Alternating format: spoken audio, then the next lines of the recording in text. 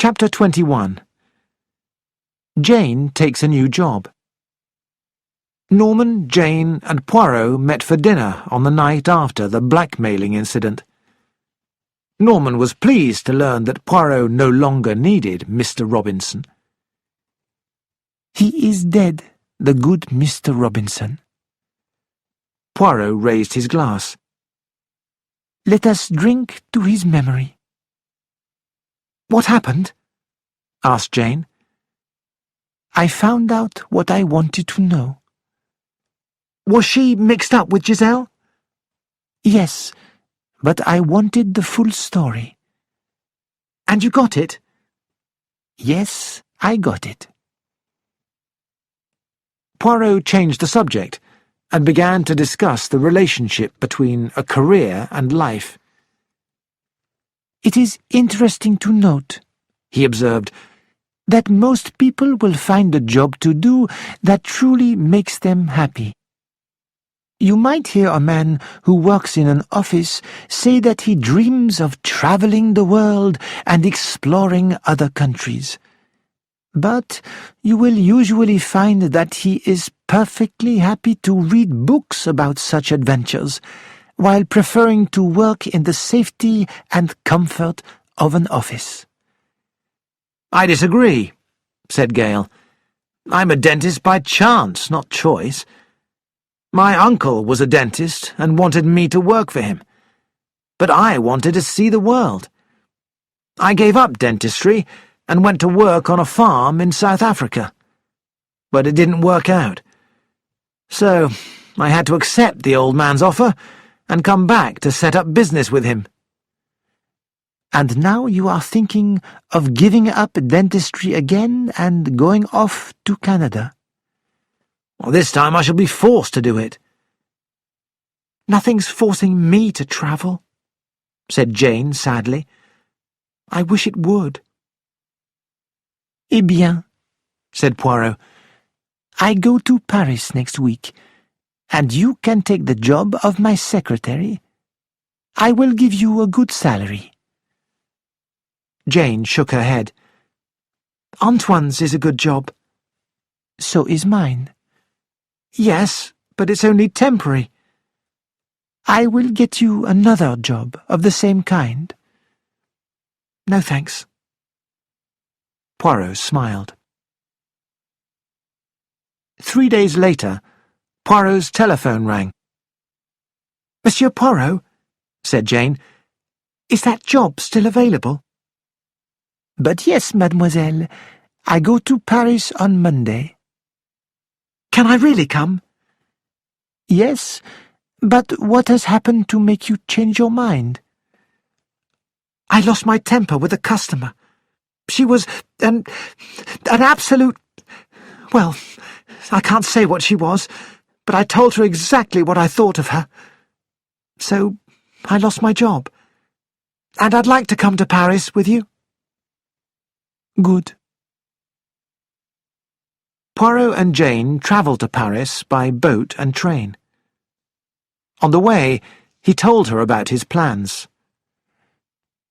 "There are several people in Paris that I have to see. Maître Thibault, Monsieur Fournier, and the 2 Duponts.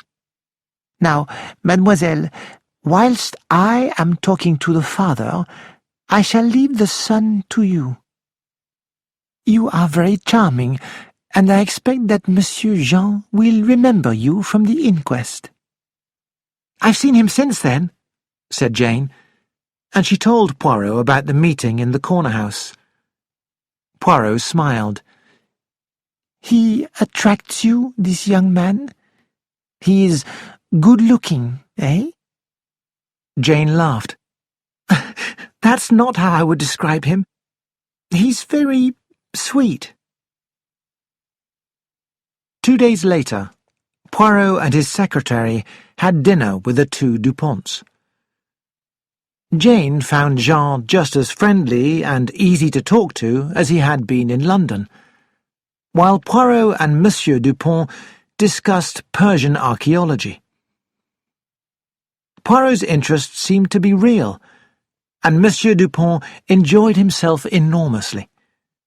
He did not often find such an intelligent and sympathetic listener. It was suggested that the two young people should go to the cinema.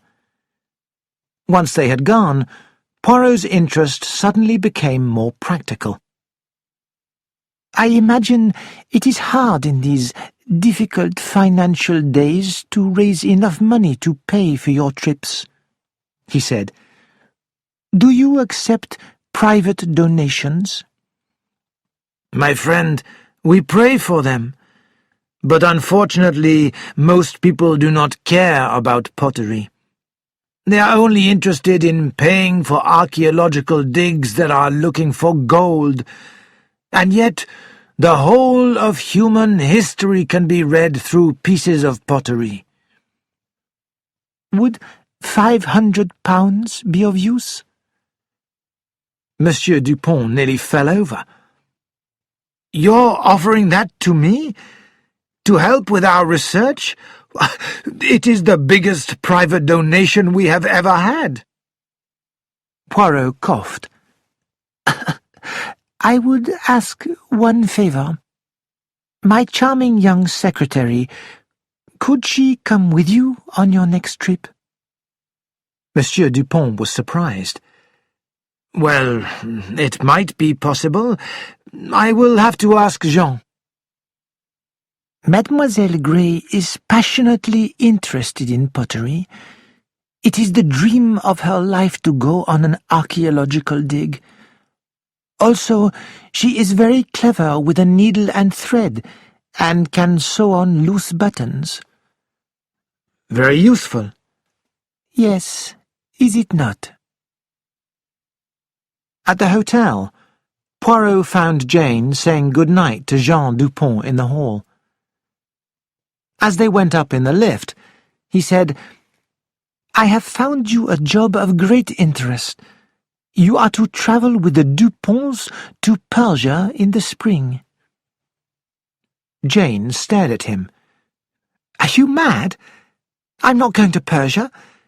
I shall be in Muswell Hill, or Canada with Norman. Poirot smiled gently. My dear child, just a possibility. Who knows what may happen between now and then? For me, it is the same. I have offered a donation, but I have not yet signed the check. I must buy you a book on prehistoric pottery of the Near East in the morning. I have said that you are passionately interested in the subject. I have also said that you sew on buttons perfectly. Jane sighed. It's not easy being your secretary, is it?